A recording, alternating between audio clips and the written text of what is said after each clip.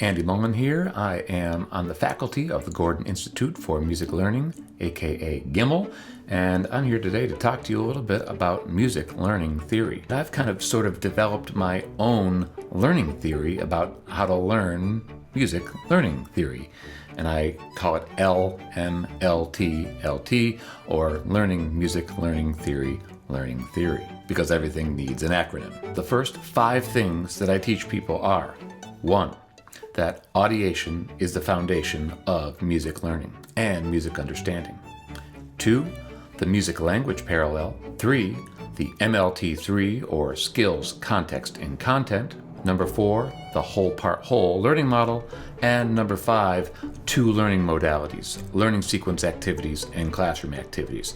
Let's begin first by talking about audiation because, as I previously indicated, audiation is the foundation of musical understanding. Audiation is musical thought. Just like we have thought and language, well, we have audiation. Anytime Dr. Gordon would introduce this, he would always say, "Can you please audiate the song Happy Birthday?" And he would give people a chance to audiate. Go ahead.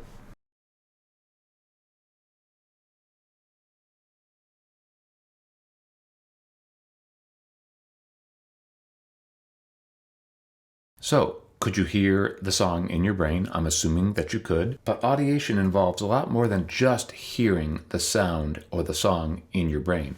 Audiation implies that not only do you hear that music in your brain, but that you understand what is going on in that music.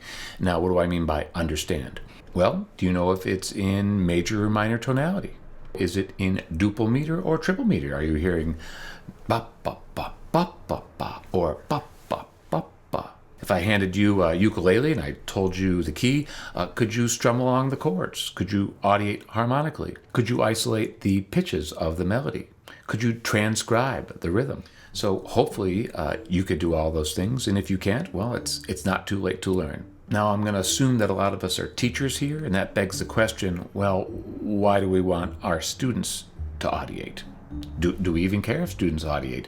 Can we just put on a performance and then go along our merry way? Well, I suppose that we could, but I think it's really, really important for students to be able to audiate, because audiation is something that is unique to music, and that is really, truly, from my perspective, what is really, really important about music education, that we are indeed teaching students to audiate, to be able to be independent musical thinkers so that they really just don't need us anymore, so they can go off into the world and they can make music without us because we've given them the requisite skills. We've prepared their brains.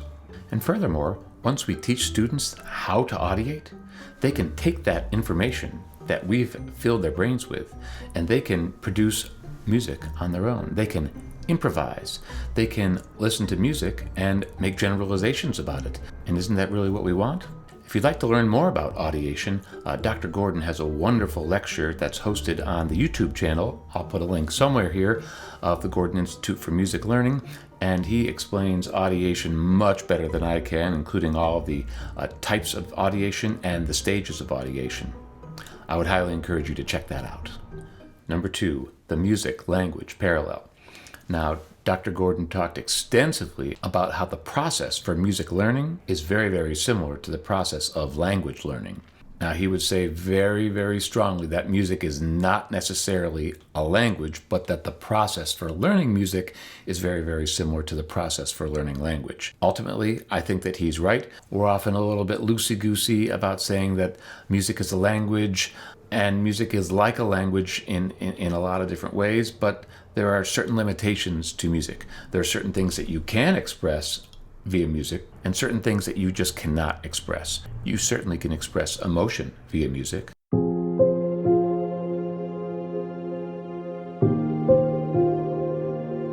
But while it can express emotion very, very nicely, I mean, there's certain things, frankly, that music can just not communicate. A tiger is coming. What time is dinner? What is the square root of 169? Music is just unequipped to answer those questions.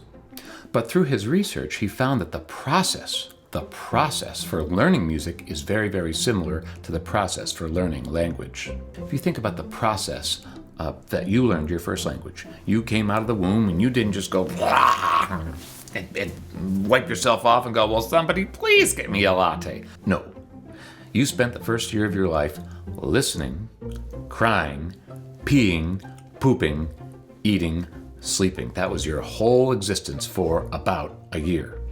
A lot of listening, so you were really developing your listening vocabulary. And then around 1 year old, you started to learn your very, very first words. You started to develop your speaking vocabulary. Your parents would very, very carefully, one by one, teach you new words.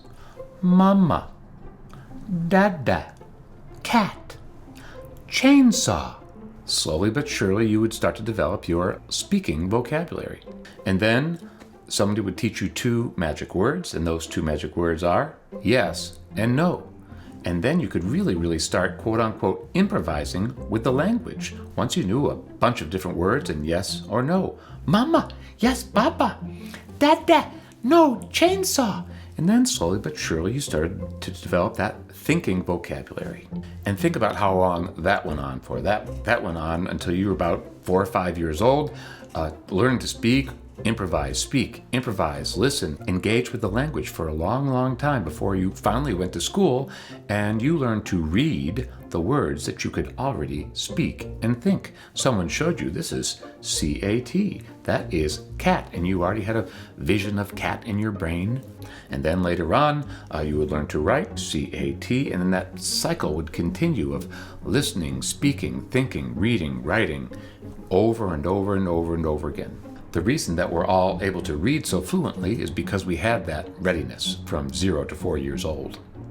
Now, Gordon argues that the way that we teach music is all backwards. We generally start with the reading vocabulary. We put music down in front of students and ask them to read it and get confused as to why they cannot read it. Well, we need to follow that language process with music. We need to begin with the listening vocabulary. We need to begin with what does something sound like first. Get them to hear it. Get them to speak it. Hear, speak. That process is called oral, which I'll get into soon. So we have a listening vocabulary and a performance vocabulary.